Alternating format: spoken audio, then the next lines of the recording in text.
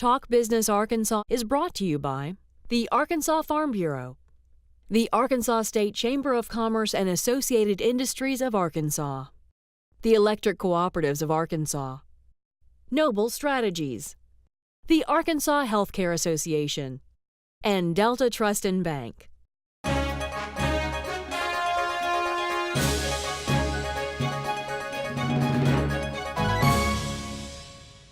I'm Roby Brock. Welcome to today's Talk Business Arkansas update. New numbers and a preview on an upcoming Medicaid debate. A $138 million funding gap in the state's Medicaid program has shrunk to $61 million, according to state officials. Governor Mike Beebe and the Arkansas Department of Human Services disclosed the improved financial scenario just one day before an expected damaging audit is expected to be released on the state Medicaid program.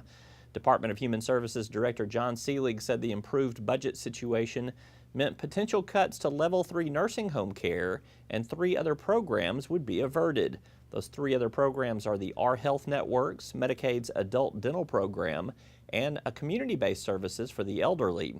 Tomorrow, the Division of Legislative Audit is expected to release a critical audit of the state's Medicaid program, and DHS officials are expected to refute the allegations.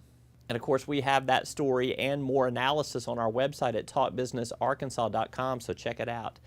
After this word from our sponsors, we'll run through some business headlines. A lot of earnings reports have come out in the last day or two. We'll run through all of those with you.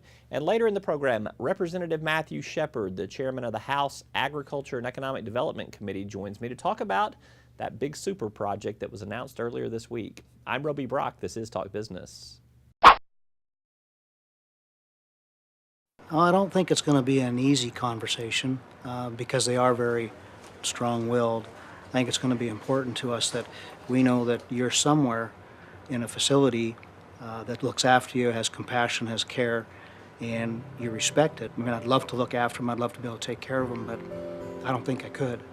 That'd be a wrong choice on my part. Arkansas's skilled nursing and assisted living centers provide quality care for our seniors. Farm Bureau helps protect its members in more ways than you might think. They've always been the voice of agriculture in Arkansas, working on behalf of folks like me when nobody else would. And Farm Bureau stands for the values that Arkansas families care about. They've protected my right to farm and make a living, which helps everybody who likes food on the table. You know what they say, Arkansas counts on agriculture, and agriculture counts on Farm Bureau. The Arkansas State Chamber of Commerce and Associated Industries of Arkansas. The State Chamber AIA is the leading voice for business at the state capitol and serves as the primary business advocate on all issues affecting Arkansas employers. Our mission is to promote a pro-business, free enterprise agenda and prevent anti-business legislation, regulations, and rules. Now more than ever, business matters. Learn more at arkansasstatechamber.com. Murphy Oil, Axiom, USA Truck, what do they all have in common? Let's go inside the numbers to find out. Murphy Oil Corporation posted a big turnaround in its fourth quarter earnings as the El Dorado-based oil and gas firm prepares to divide its upstream and downstream operations. In the fourth quarter, Murphy Oil announced net income of $158 million compared to a net loss of about $114 million in the previous year's fourth quarter. The quarter would have been stronger, but impairment charges of $261 million related to oil production operations overseas and here at home held earnings back. For the full year, Murphy Oil posted net income of about $971 million. Despite declining revenue, database marketer Axiom posted higher earnings in its third quarter. The Little Rock-based firm reported net income of $14.5 million for the quarter compared to $7.9 million 1 year ago. Revenue was down slightly to $273 million. USA Truck added another quarter of pain to its 2012 financial performance. In the fourth quarter, the Van Buren-based trucking firm posted a $3.1 million loss to bring its full-year losses to more than $17.5 million. The quarterly performance was an improvement from a year ago when USA Truck reported a $4.3 million loss, but the full-year results were a 62% decline from 2011's net loss of $10.7 million. And tomorrow we expect earnings from Tyson Foods. Those should come out before the markets open, before 9 a.m. Check out talkbusinessarkansas.com for the latest on that. When we come back from this break, we'll sit down with Representative Matthew Shepard of El Dorado. He is the chairman of the House Agriculture, Economic Development, and Forestry Commission. What does he think about that new big super project, the $1.1 billion steel mill announced in Northeast Arkansas? We'll find out after this. Noble Strategies is a bipartisan state and federal government affairs firm with a successful track record of providing effective advocacy for business, government, and nonprofit entities. Noble Strategies provides service in areas such as lobbying, public affairs, trade association management, and marketing campaigns. Learn more at noblestrat.com. I was looking for a bank that could best protect my finances. This shared my passion for my business's potential. A bank that offered investment expertise, lending support, insurance guidance. A bank that delivered full financial support. That's how I found True Balance. True Balance. From my bank. From my bank. Delta Trust and Bank, the expertise to meet all your financial needs. One of the real advantages of electric cooperatives membership is having a voice in our state's energy future. Not a week goes by without important energy issues making headlines. These are issues that need to be discussed. And you should know that as policies are being developed, the cooperatives are looking out for our members, advocating what's best for you. We are your friends and neighbors. We are your local electric company. The electric cooperatives. We are Arkansas. I'm Roby Bruck. I'm joined now by Matthew Shepard. He's the chair of the House Agriculture, Economic Development, and Forestry Committee. Thanks for being here with us. Glad to be here, Roby. Going to have a little bit going on, I think, in ag and economic development and forestry this session. Let's start first with, obviously, the super project is going to be one of the biggest things that you guys may deal with, particularly as the legislature as a whole. What are your thoughts on the announcement from earlier this week, and how maybe where you are in terms of, is it the best thing for the state? Well, obviously, an announcement of that magnitude is, it's a positive thing. It's exciting, and now as the legislature, we realize that we have some work to do in terms of vetting the proposal and looking at the details of it and determining what is in the best interest of the state of Arkansas. But initially, you're excited to have the opportunity to be looking at a project of that magnitude. Now, we have to get down to business and then start looking at the specifics. Do you think that if the specifics come back and it makes people uneasy, that's too much money to commit to, it's too much debt to commit to in terms of the obligation for the bonds, could you see legislators saying this is not in the state's best interest?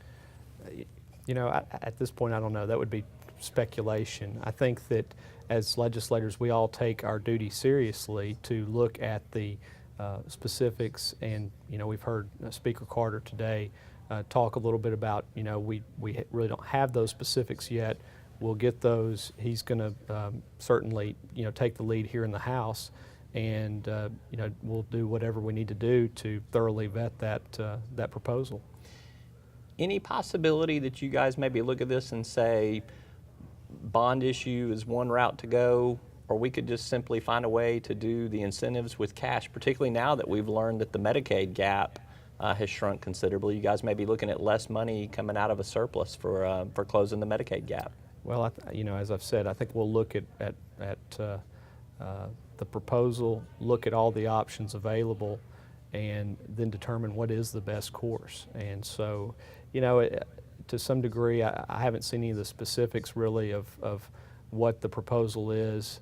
Once we get those, then I think we'll be in a better position to obviously to vet the proposal, but also look at what, if any, options are available. But again, it's a positive development, and you're excited to get the opportunity to look at a proposal, and hopefully it's something that we're all interested in trying to create jobs here in the state of Arkansas. It's a good proposal, even though it went to Northeast Arkansas, not South Arkansas. Well, we need all the job creation we can in South Arkansas, but we're also loyal Arkansans, and wherever in the state, we're all interested in trying to create jobs, across the state.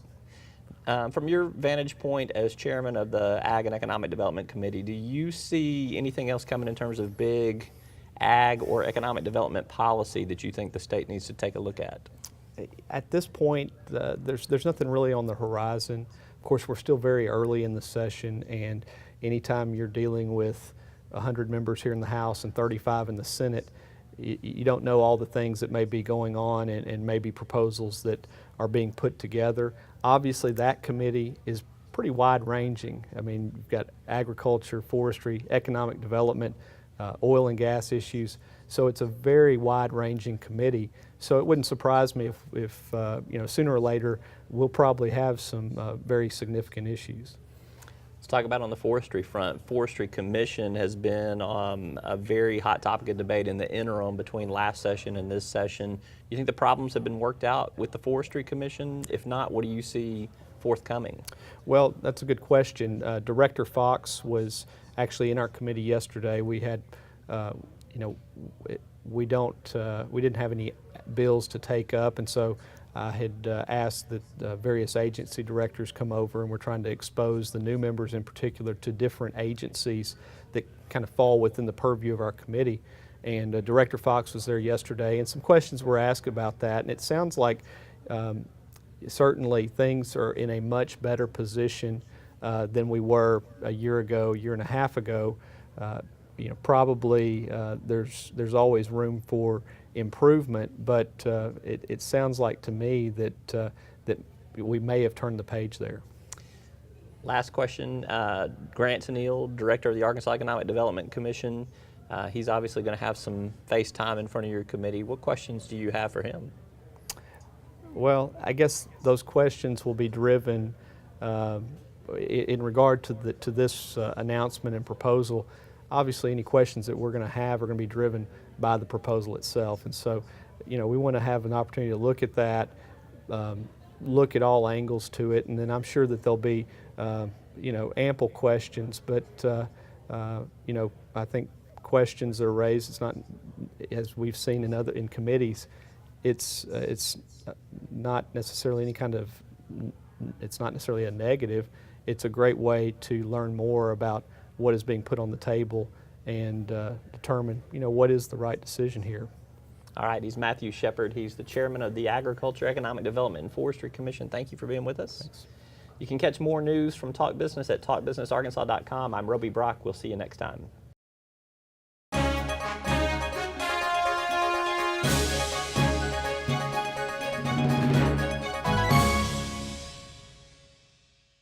Talk Business Arkansas is brought to you by the Arkansas Farm Bureau, the Arkansas State Chamber of Commerce and Associated Industries of Arkansas, the Electric Cooperatives of Arkansas, Noble Strategies, the Arkansas Healthcare Association, and Delta Trust and Bank.